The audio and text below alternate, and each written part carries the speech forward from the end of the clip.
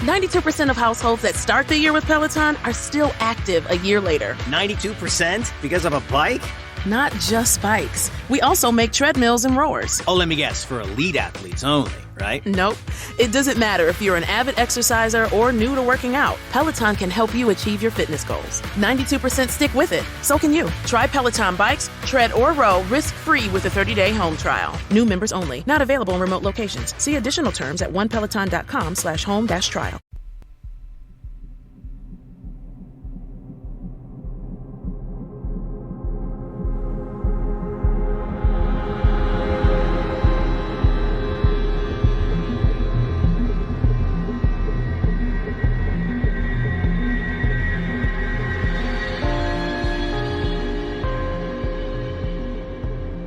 Hello and welcome to episode 32 of Real Life Ghost Stories. We're back. To kick things off today, we would like to thank our newest Patreon subscribers. We would like to thank Mons, Brian J. Cummings, Jax Duvall, Amy Bath, and Hayley Meir. Well, I don't know which one it is. Meyer. I don't know. Whichever it is, we're still thankful. So thank you to our Patreon subscribers. And we've got a promo today before we do anything else. Do we? And that promo is actually 50p Movie Club. Who is there? What is this 50? What is this 50p Movie Club you talk of? Would you like to explain, Dan, the premise of 50p Movie Club? I've got to do the promo. Before we play a clip of it. Okay. No, you don't have to do a promo on the spot. What is 50p Movie Club? 50p Movie Club is mine and Will's little side chick. where I find films in the 50p section of a shop we have in the UK called CEX. I show them to Will and then we talk about it. And where can you find this? You can find it on the Real Life Ghost Stories Patreon. So we're going to play you a little clip from 50p Movie Club, and if you like it, be sure to sign up to our Patreon page. I don't want to take it down a bit. Can I just say on the parental route? Yes. My mum did ask about the podcast, and she asked me to send her an episode, and I don't feel like there's an episode that I can send her yet where I haven't at some point joked about something inappropriate. Yeah. So can this be our Mother's Day special? Okay. Maybe I need to change the film choice. No, go with it. This is okay. So this is welcome to the Mother's Day special of 50p Movie Club, which is we've got some lovely ambient bird. Yeah, very fitting for Mother's Day. I feel, even though it's not Mother's Day here, and I don't think it's Mother's Day in the States either. I think that's happened. Someone will be listening on Mother's Day one day. Yeah. So if that's you, happy Mother's Day.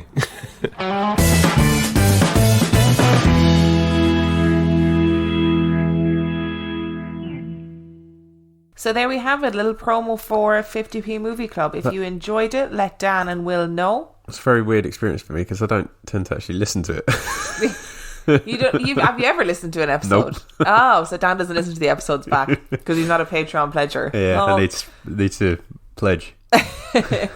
So our film review this week. This week, Dan got really nicely gifted a load of DVDs. I did. So we said that we would use one of the DVDs for our film review this week. So I chose The Eye. And The Eye was released in 2008. It is 5.4 out of 10 on IMDb. And a solid 22% on Rotten Tomatoes. Yeah, Rotten Tomatoes. Ready for a synopsis? Yeah, go for it. Blind for most of her life, concert violinist Sydney Wells, played by Jessica Alba, is the recipient of a double corneal transplant that restores her sight at long last. With the help of her doctor and her sister, she learns to see again. Soon, however, frightening visions convince her that a terrifying alternate world exists and only she can see it. What were your thoughts on this film? You know, I thought it was quite alright, actually. Why did you think it was quite alright? It was interesting enough. It had me intrigued. I kind of wanted to know what was going on with her eyeballs. I think everybody wanted to know what was going on with her eyeballs. It was a good premise. Went a little bit Final Destination at the end, but it's quite good. I didn't mind it. At the beginning of this film, we were like, Jessica Alba, why haven't we seen her in anything in years? Since the early 2000s when she did, I think Fantastic Four. think it was like Step Up. And then I remembered why we hadn't seen her or anything. It's because she's a terrible actress. Yeah, she's she's a awful. bit She's flat. not built for horror at Just all. not built for acting, really. No, I don't think. No, she's not. She was awful. I thought this film could have been brilliant, but I actually thought it was awful. I thought it was really predictable in terms Even though you were cheering her on at the end to save the little girl. Yeah, I was, because I didn't want the little girl to die.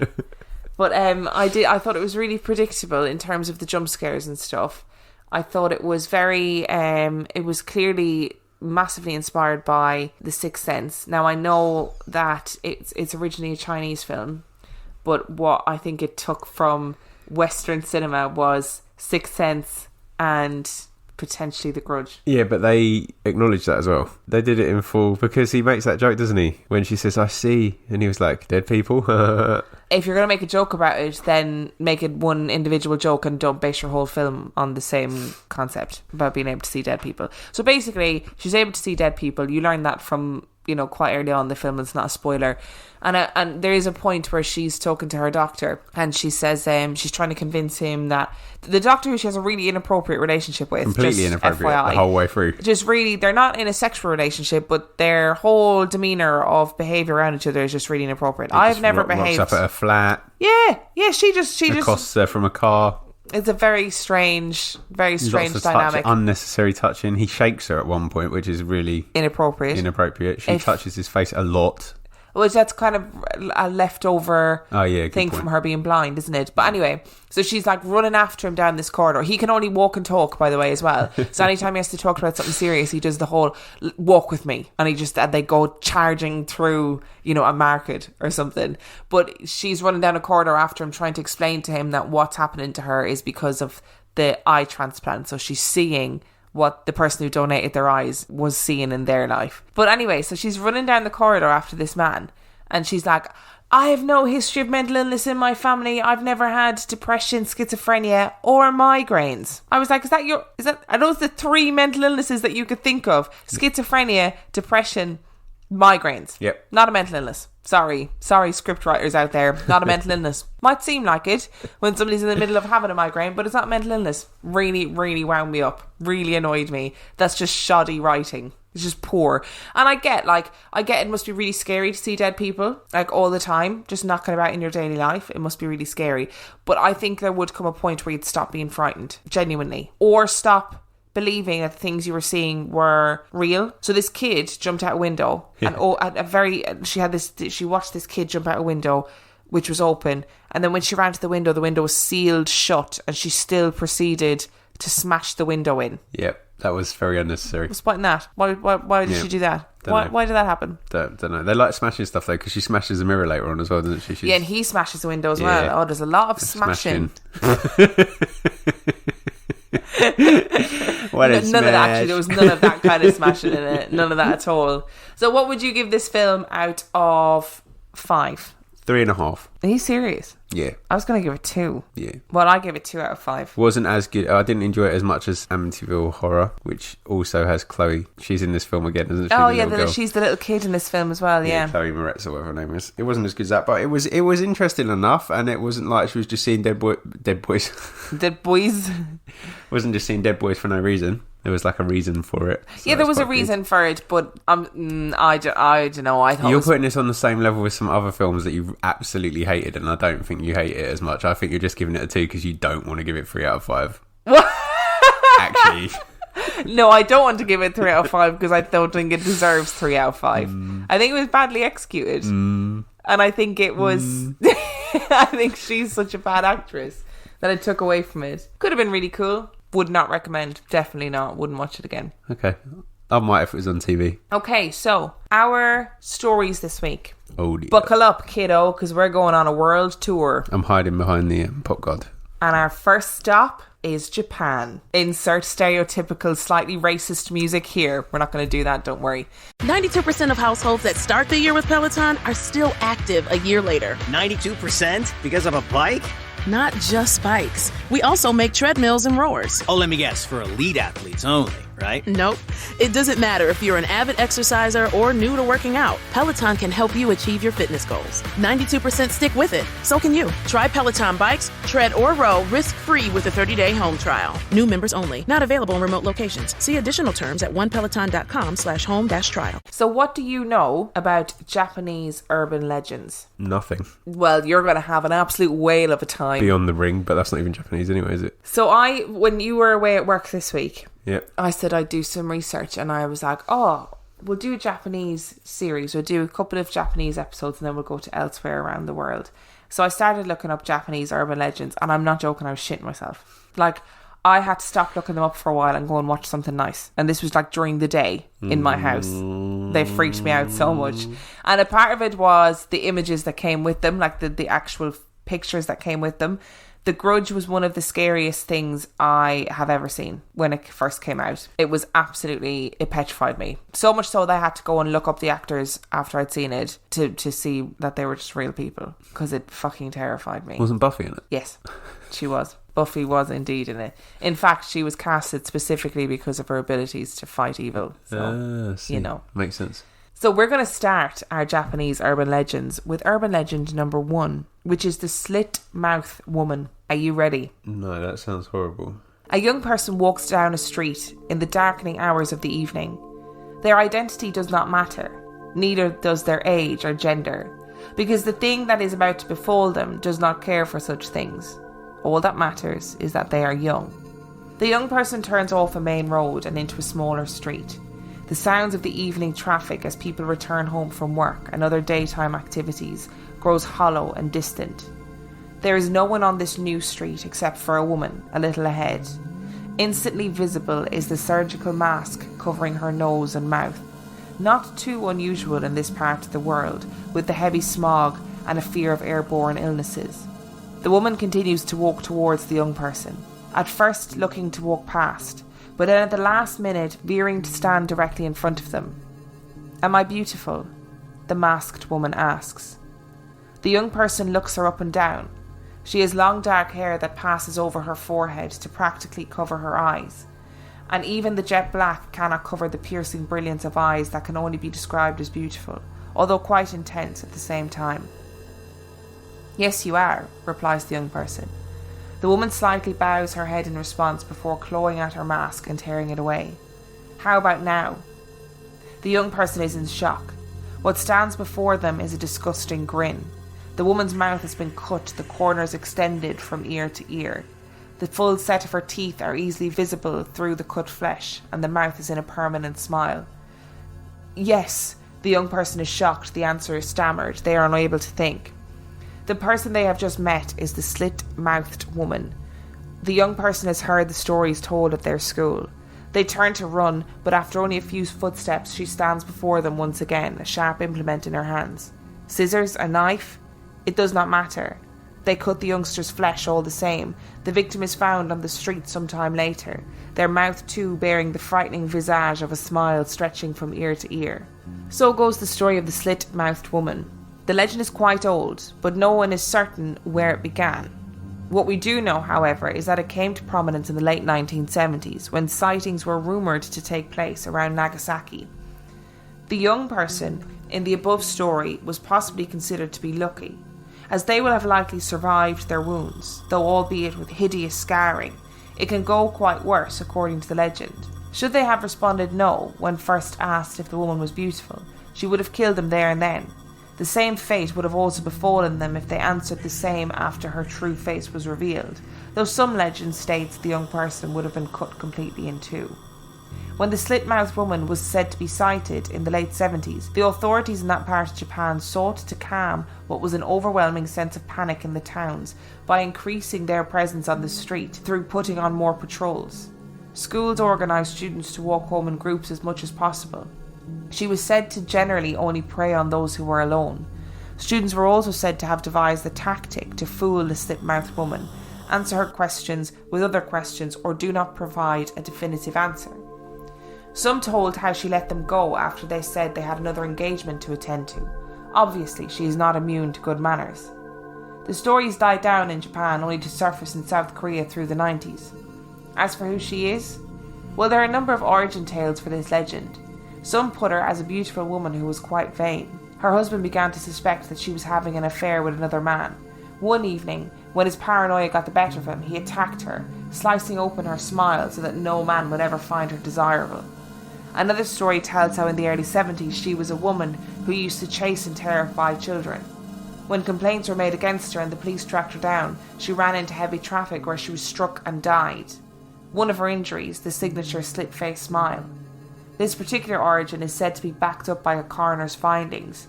However, this too is probably just a legend. This urban legend is just plain creepy. How much truth there is to it, you decide. So urban legend number 1. So we're going to do a scale for each of these urban legends. Okay. On a scale of 1 to dropkick down the stairs, what is your thinking about the slit-mouthed woman? It was freaky until I started thinking about it. Right, explain. Because it sounds like a Glasgow smile to me. What's a Glasgow smile? So it's a thing that later became known as the Chelsea grin, which is like a punishment in gang ganglands. circles. Yeah, where they basically just cut a smile into your face. They put a knife in the corner of your eye. Yeah, no, I get it. And lift it up. And I think I read somewhere else that it's actually common practice in Yakuza. Oh, is it? So I wonder if it's a transfer of the Yakuza and the fear of the Yakuza. Yeah. Because obviously I'd imagine they are quite feared. And the kind of Japanese love of J-horror. Yeah, and I think there's like 67% certain 67 is a really specific number, but okay. that the Yakuza's sort of had a spike in the 70s. Oh, no way. So I wonder whether the victims are just Yakuza victims, and then the story of the slit-mouthed woman, like yeah. a urban legend, or maybe two urban legends have come together in reality, or an urban legend has come together with reality rather. Maybe that is really interesting. I didn't read that anywhere. You need to write a thesis about that. Okay. When it gets started. Okay, 40,000 words. That is really interesting. Yeah, so I wonder if there's some kind of correlation between it. Like, it might be an urban legend, but I wonder if they'd like the victims that they found are Yakuza victims, maybe. Or whether or not, like, whether there were any victims or not is another story. There's no kind of proven cases. But equally, if you're in a part of the town or part of the city that is run by gangs, and you find somebody with a slit mouth, you're not going to be like, oh, they were killed by a gang member, clearly, because you're not going to rat them out, are you? Yeah. So the creation of an urban legend makes things a little bit easier to swallow in a way. And like the apparently this whole like schools organising for kids to walk home together and whatever, that's all real. There was a genuine hysteria about it in the 70s. Wow, interesting. I didn't realise that. That is so interesting. Well, I don't know whether the Yakuza link is something like is genuine, because I don't know, but it is, the Glasgow smile was a thing, and it has been a thing in Scotland since like the 20s, and then it sort of transcended into gangland London later on as like a gang punishment. So it wouldn't be beyond the realms of possibility that it's something that the Yakuza picked up on. I'm sure I read that they did something similar to that. We'll have to look that up afterwards. Be interesting. Are you ready for urban legend number 2? No, not really. So urban legend number 2 is called Hanako-san. That means nothing to either of us. No. I was going to ask you what are your thoughts? We're not Japanese. We don't San know. is man, is it? Or it's like sir, it's like a brother? No. Don't think so. Okay. Well, I don't know. Like, it was just Miyagi-san. From, are you basing this all on Karate Kid? From Karate Kid. Are you ready? Yeah, go for it. The third stall in the girls' bathroom. It always seems to have a crudely scrawled out of order sign taped to it, no matter how many times it's been taken down. Walking by the other day, it sounded like someone was in there talking to themselves, even though no feet could be seen under the stall. There's something about that bathroom too. The lights were always turning off on their own, and more than a few people have reported the sound of doors opening and slamming shut as they walked away from the empty bathroom. In Japan, these are the telltale signs that a disturbed ghost named Hanako-san has taken up residence in the school. Once word gets around, then the dares will start up. Who's brave enough to go into the third stall to try and summon her? Some people will hang back and encourage others, while some will say they'll do it and then they chicken out at the last minute. Others, however, are very good at seeming confident. They'll stand right up to the door, usually with a group of giggling girls in tow, and begin the ritual to summon Hanako-san. It's quite a simple thing, really. All you have to do is stand very close to the door of the third stall, knock 3 times and ask, "Are you there, Hanako-san?" Afterwards, there's always a stretch of silence, which seems to last forever. Right around this time, everyone else will tend to run out of the bathroom and abandon the poor person to their fate alone. Then, if Hanako-san is really there, she will answer, in a slow whisper, "Yes, I am here." According to the legend of Hanako-san, what happens next will vary depending on what school you're in. Sometimes a hand will burst through the door and drag the person into the stall and kill them. Usually though, after the pause, the stall door will open just a slight bit. Then if the person is brave enough, they'll be able to push the door open, revealing Hanako-san herself. Hanako-san is described as having very pale white skin and is always wearing a red skirt. Her hair is short and black, done in an old-fashioned style. It's obvious that she's a girl of school age, but it's not known why she will harm some people and not others. Sometimes she's said to even protect kids who are being bullied by classmates or who are having problems with other ghosts. Clues to her very varied behaviour might be found in her history, but that's something that's hotly contested. The stories of how Hanako-san became a ghost vary depending on who you ask and what part of Japan you're in. One story says that she was a girl who lived during the time of World War II. She was playing hide and seek in her school one day and hid in the third stall of the girls' bathroom. However, while she was crouched and waiting in the stall, some planes came and bombed the area, causing that part of her school to collapse on her. Others say she was a victim of an ongoing bullying by her classmates. One day the bullying got particularly bad and she ran into the third stall of the bathroom to try and get away. The other kids came and banged on the door to try and force her to come out, but she had locked the door and they eventually left. Later that evening, some school staff members found Hanako-san dead in the same stall. She just couldn't take it anymore and had committed suicide right there. A third story is a little bit more mysterious. It says simply that Hanako-san fell out the window of the school library. It implies that her fall was an accident, but doesn't give much details for us to know for sure why she ended up in the third stall of the bathroom. It doesn't make much sense to me at all, but the fact that the story has been told for generations of people has got to mean something. Though we may not know the true story of Hanako-san, she certainly makes for an interesting ghost story. What are your thoughts on a scale of 0 to drop kicking down the stairs? 8. 8. Oh, we're going on a 1 to 10 here basis. Okay, gotcha.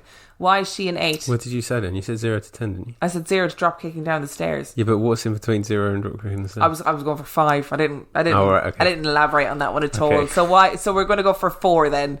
Yeah. Why? Because it's creepy and it sounds a little bit like Moaning Myrtle from Harry Potter. She's kind of creepy. She does sound like Moaning Myrtle. It's interesting, it's always the third stall, isn't it? This is one of those things like saying Bloody Mary in the mirror 3 times. That's all this is. And I love it. I can imagine like this story being told to kids in school by another kid who's heard it from their older sibling and they're like, oh my God, let's try it. And nothing will ever happen. But they'll be like, did you see the light flickering? Did you see this happen? I can't remember. Those stories kind of hold on to a life of their own. I can't remember as a man the last time I went into a bathroom that had more than one stall.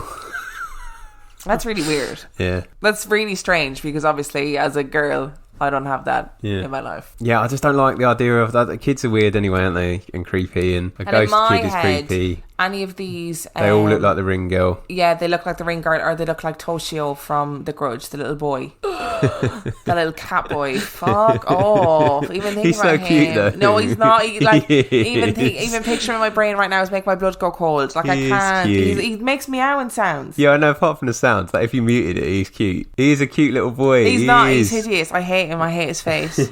I'd punch him in the face. That poor actor. If I ever met him in the street, I'd be like, "Papa." Punch him in the face. I think I can just picture this like as a horror movie and it, like actually happening and like all the kids like having a fun and then they leave like the little girl to face the thing and then then something actually happens. I bet there are some J-horror films about this. Because when I was looking up these stories, there was lots of references to J-horror films that have been made about these different urban legends. Yeah. Are we ready for the next one? This is a game and it's a game that we are going to play after we finished recording. Oh my God, I wish this had been a video. Oh my God, your face. Obviously we're not going to play it. Good.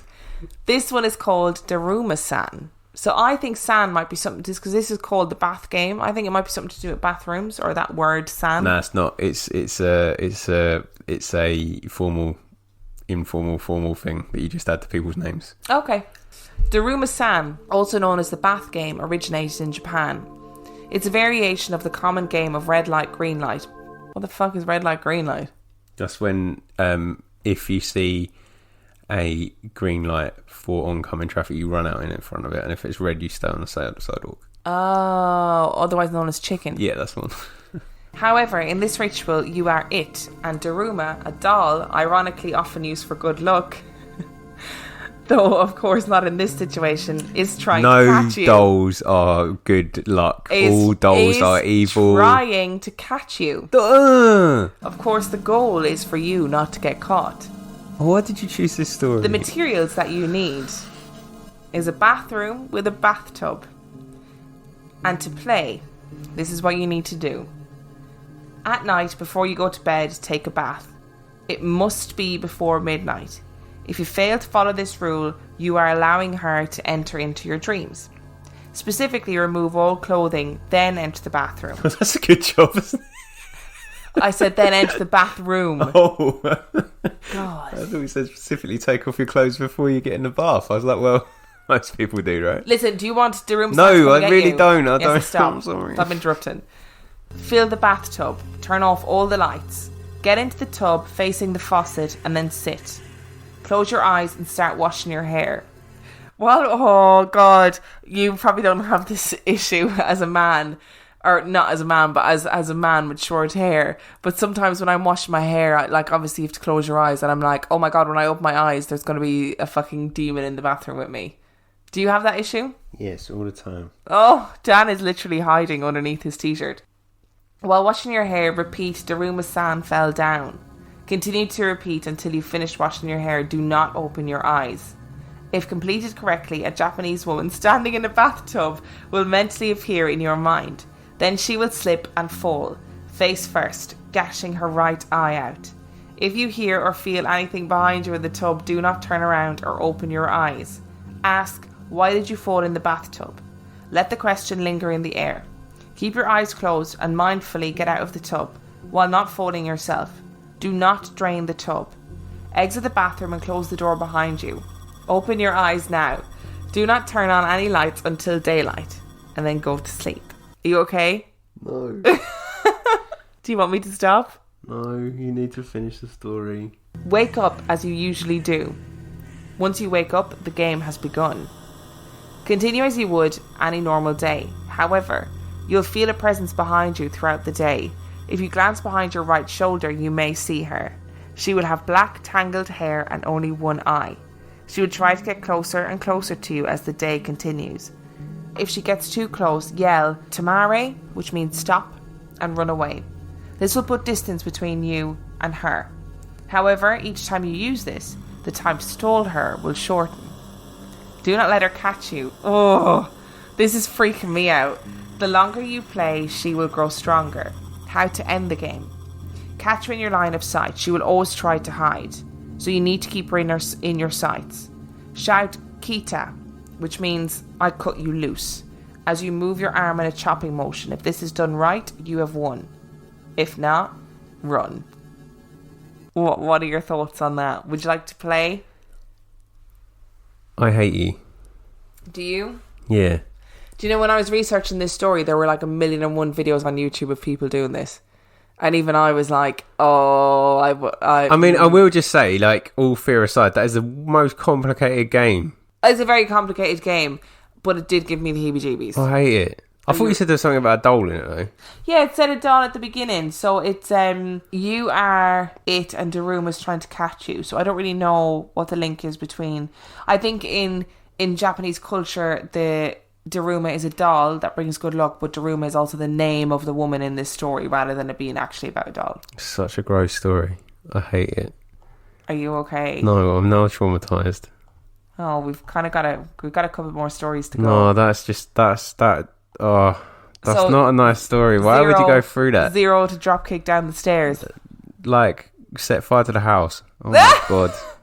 Okay, I've got one that's a little less scary. I'm not going to watch all week now. You're not going to what? I'm not going to go anywhere near the Oh, you're bathroom going to wash no. all week. I thought you said I'm not going to watch all week. And I was like, watch what? Our next one, though, is a little bit nicer in that it's not, like, horrific like that one was. And it has some cultural significance to more so Scotland, but... It's more like... But there's other games, isn't there, in Western culture like that? I'm trying to think back to that podcast that I listened to about... Oh, there was like Charlie. Yeah, that was that one for a kind of while. thing. But that came from South America, didn't But it? there's like children's games and stuff as well that are really similar to that, like really complicated and really gruesome, and like, why would you teach your kids to play that game? Oh, yeah. Like, why would anybody ever do that? But okay. So our next one is... I don't feel good anymore.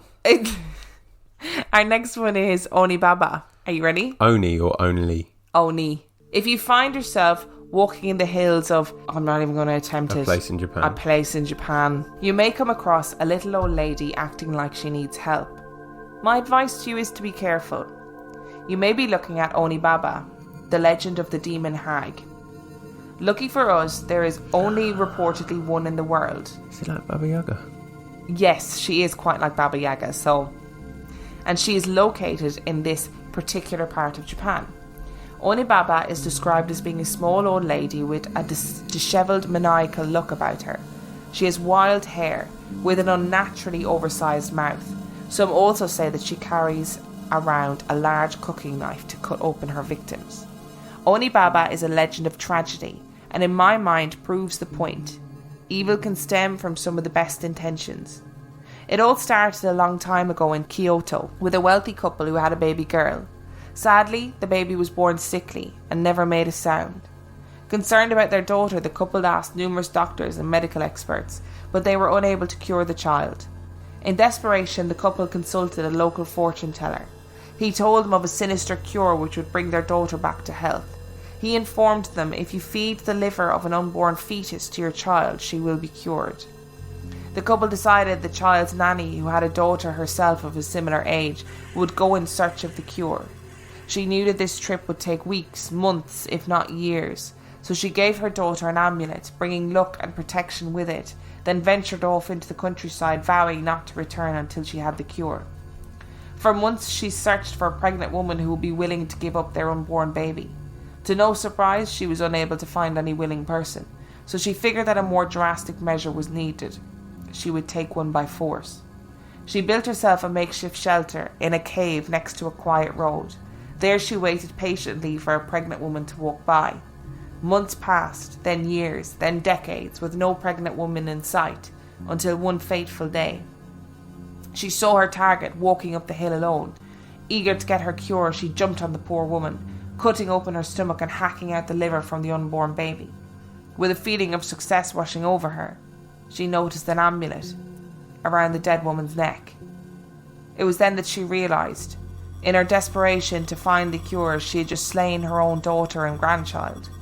This drove the woman to insanity, and as legend tales, she transformed into a yokai. Still to this day, it is reported that she is waiting in her cave near the road for her next victim. However, pregnant women are no longer her target. She will attack any passerby. So if you're in this area of Japan, my advice is to be careful of little old ladies. Who knows, you could be the next victim of Onibaba.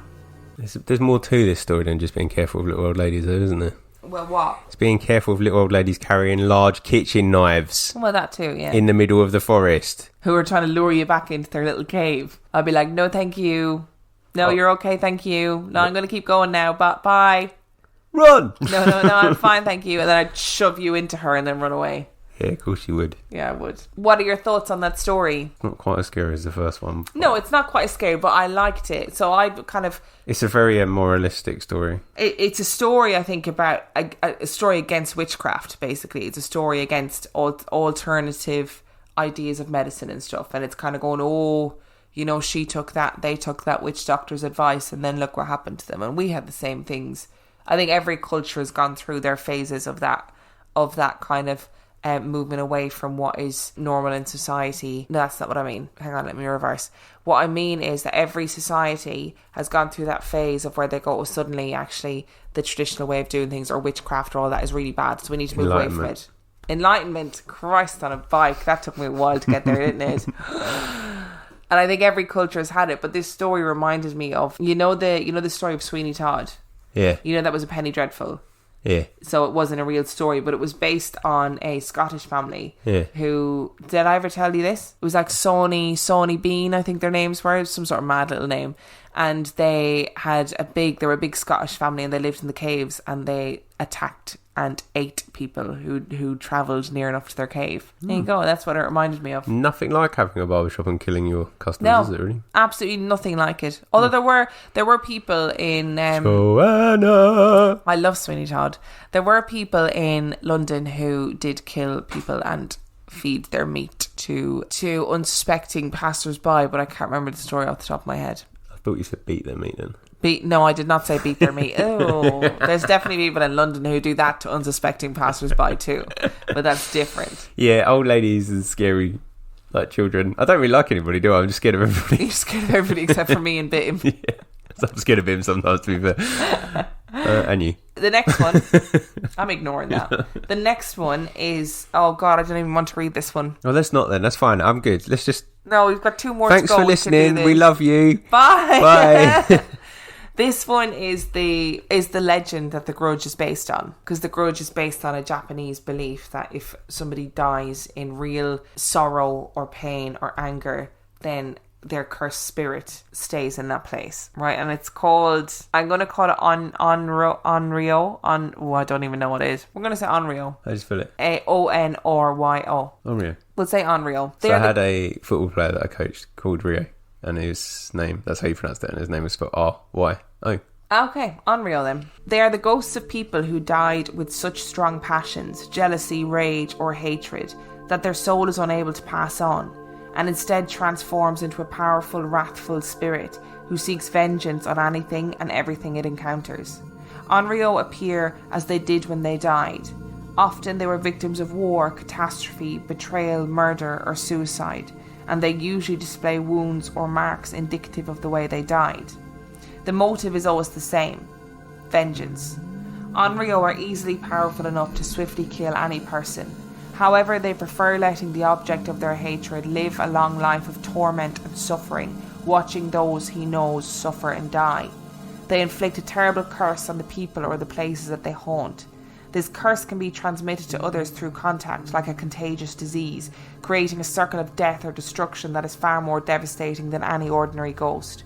They make no distinction in whom they target with their grudge. They just want to destroy. Moreover, this vengeance can never be satisfied, as it can for most ghosts. While most ghosts only haunt a person or place until they are exorcised or placated, and Onryo's horrible grudge curse continues to infect a location long after the ghost itself has been laid to rest. Occasionally, an Onryo curse is born not out of hatred and retribution, but out of intense passionate love which perverts into extreme jealousy. These Onryo haunt their former lovers, exacting their wrath onto new romances, second marriages, their children, and eventually end up destroying the lives of the ones they loved so much in life. Whatever the origin, the Onryo's undiscriminating wrath makes it one of the most feared supernatural entities in all of Japan. Unquestionably, the most well-known Onryo, and one whose grudge curse exists to this very day, is the ghost of Oiwa, a young woman who was brutally disfigured and then murdered by her wicked and greedy husband in an elaborate plot. Her story is told in Yotsuya Kaidan, the ghost story of Yotsuya, and has been retold many times in books and film. Like with Shakespeare's Macbeth, legend has it that a curse accompanies her story, and that those who retell it will suffer injuries and even death. Oh, god damn it! If I get injured or die tonight because of a Japanese curse, I'm going to be really annoyed. To this day, producers, actors and their crews continue to visit the grave of Oya in Tokyo before productions or adaptations of this story, praying for her soul and asking for her blessing to tell the story once again.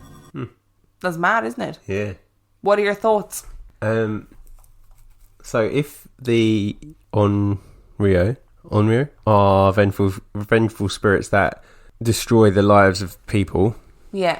then that person will become an Onryo as well. So it's like a never-ending cycle. Not necessarily. Yeah, because if their life has been destroyed, then they're not going to die a nice, peaceful death, are they? Well, it's about having like absolute jealousy, absolute rage, absolute hatred when you die. Yeah, it's not just like being pissed off because the spirit has ruined your life. Imagine how pissed off you'd be. You talk about the rage that you'd get if we had a poltergeist, right? Yeah. So imagine if you had an Onryo just doing all this stuff to you. By the time you died, you'd be full of hate. I reckon most people would be. They'd just be like, come on. That's more frustration than hate. Rage. Yeah, I don't know. This one really freaks me out. Because of the grudge. Yeah. First of all, I still can't really go into the attic in my mum's house because it reminds me of the grudge. I just can't manage it. And it doesn't remind you of the boy. Well, no, the boy wouldn't bother me because I just fucking kick the shit out of that man. But I couldn't kick the shit out of the grudge, could I? No, because she'd eat me. And it was this as well. Couldn't be dealing with that. No. My mum used to ring my brother on private number and make that noise down the phone. Just to freak him out. Cool. He doesn't know that. Now he might know that. I'm sorry, Mark, if you're listening. He doesn't listen. But this one is this. I don't like this one. What are your thoughts on it? I mean, I didn't really tell the story, so I'm alright. Yeah, but if she's coming for me, she's coming for you. Why is she coming for me? Because we're like the same person. Because I'll be like, I'll make you retell the story. And I'll be like, take him instead.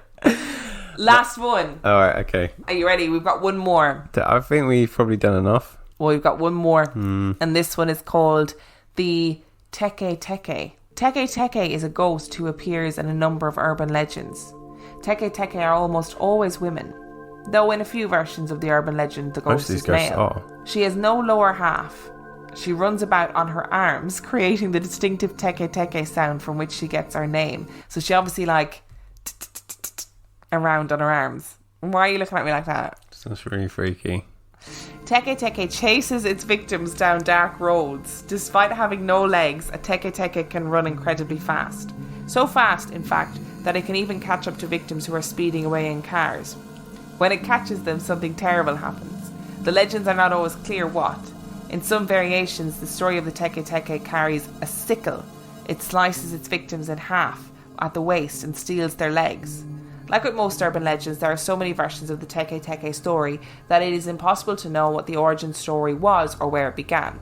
Every locality has its own version with different details. In some stories, the Teke Teke was the victim of a tragic accident. In others, it was suicide.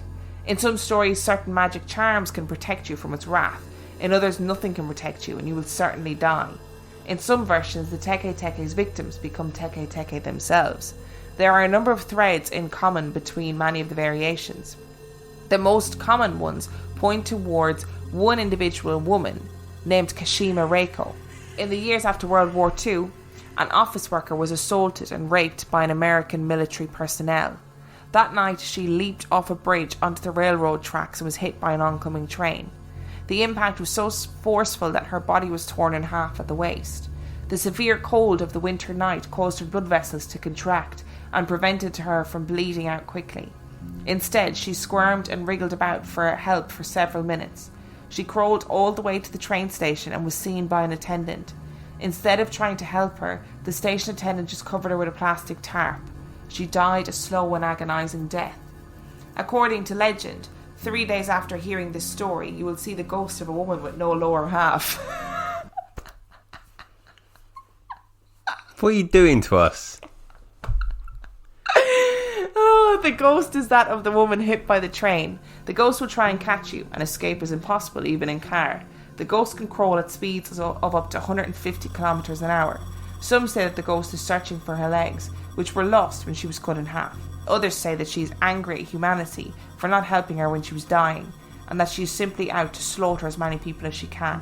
When she catches you, she will tear you in half and steal the lower half of your body.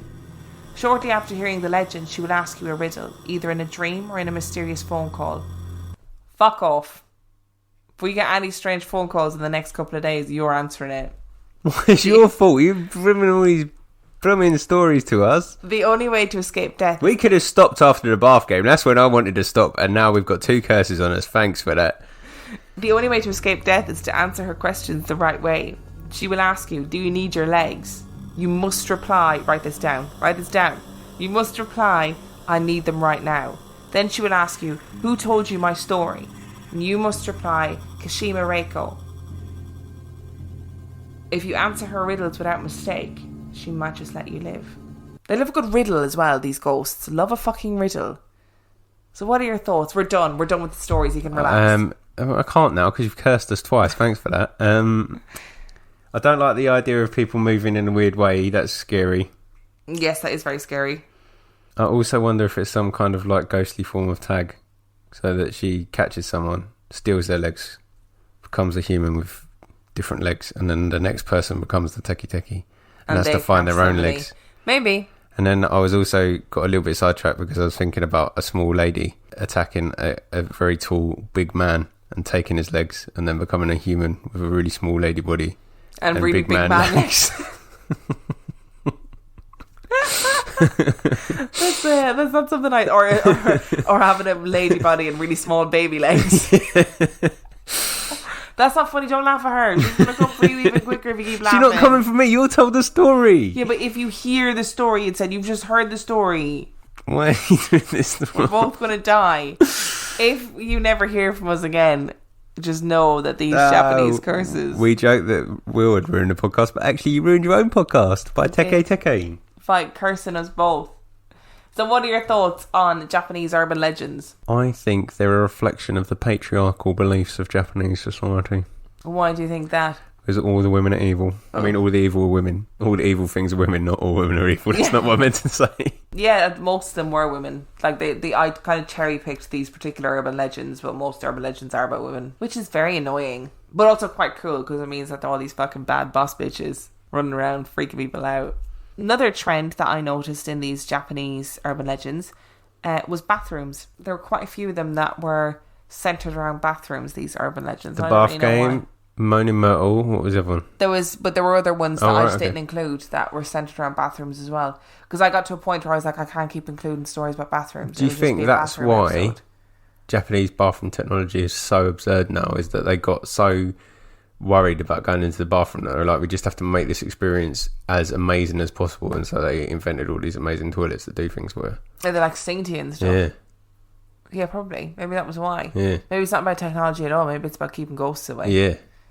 Maybe that's we see you, Japan. We see you. So we've got some new reviews this week. Do you want to hear them? Yeah, I do, because I'm really grateful that people have left reviews. I'm just still a bit annoyed at you. Oh, listen. If I be seeing some flipping thing in a dream, I'm just going to say, it's Emma's fault. Go and see Emma. Yeah, okay, fine. Don't get cross with me. The first review is entitled Love! ! And it comes from J. Klolble. J. K. Lol. B. B. So if that's you, I'm sorry, I tried. Klob. Yeah, J. Klolb. Love their accents. American here. I love hearing their stories. Definitely recommend. Thank you very much. Our next review comes from I Hate This Flippin' App. And it's entitled My New Virtual Besties. I binge while at work and truly Who's this one from? I Hate This Flippin' App. Oh, I thought that was the title of the review. No, that's the name of that's their username. What's the title of the review then? My New Virtual Besties. Oh, okay.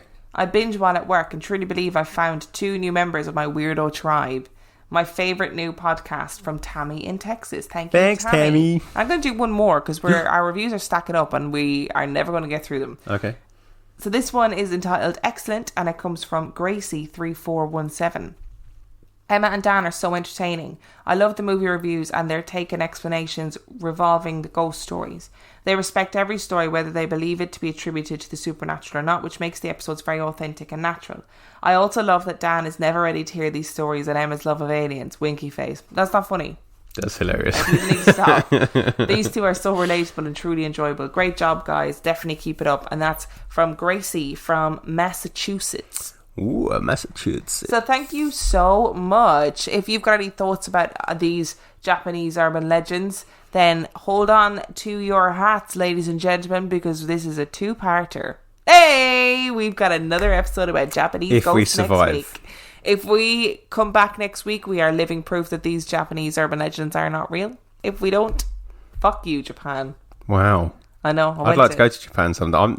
She doesn't speak for me on that. Yeah, no, I actually would quite like to go to Japan as well. So I take that back. I'm sorry. I just got passionate about your ghost stories.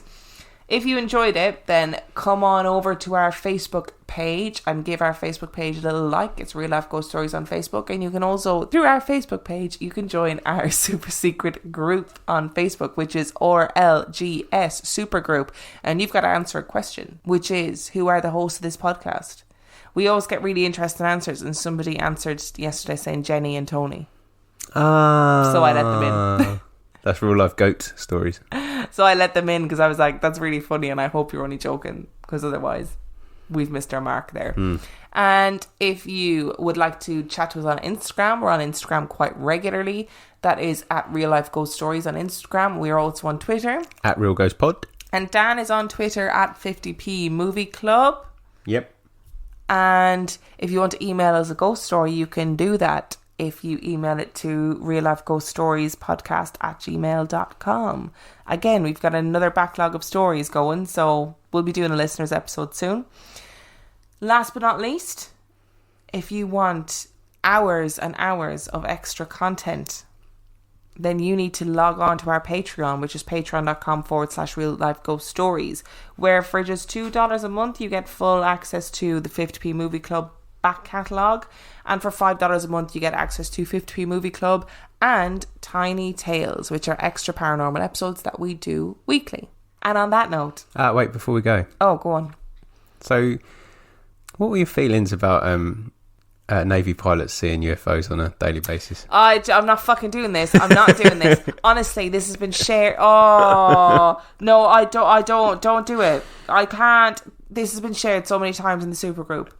And it has been sent to me in like private messages a million bazillion times. And I'm like, yes, I get it. Okay, I get it. But you know what I'm taking from this? Because the guys in super duperstitious, yeah, they did an episode about this. And they were talking about how UFO in military speak is any unidentified flying object. It does not mean aliens. And the reason why they're acknowledging it and they're studying it is because they're worried that places like Russia are going to have more technology than they are. And that's what they think it is. They don't think it's aliens. They think it's technology from fucking other countries. Okay? That's what it is. Now you can all fuck off. That's what everybody can do. Send me them alien stories. I don't want to hear them. I don't need to hear them. I don't need to know. And on that note, we'll see you next week. Goodbye.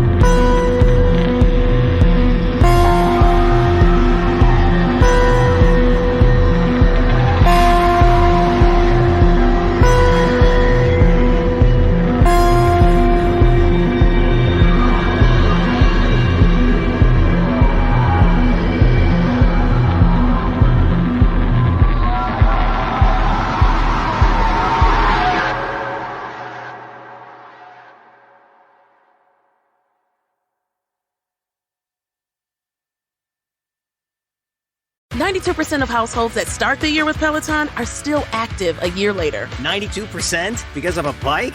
Not just bikes. We also make treadmills and rowers. Oh, let me guess, for elite athletes only, right? Nope. It doesn't matter if you're an avid exerciser or new to working out. Peloton can help you achieve your fitness goals. 92% stick with it. So can you. Try Peloton bikes, tread or row risk-free with a 30-day home trial. New members only. Not available in remote locations. See additional terms at onepeloton.com/home-trial.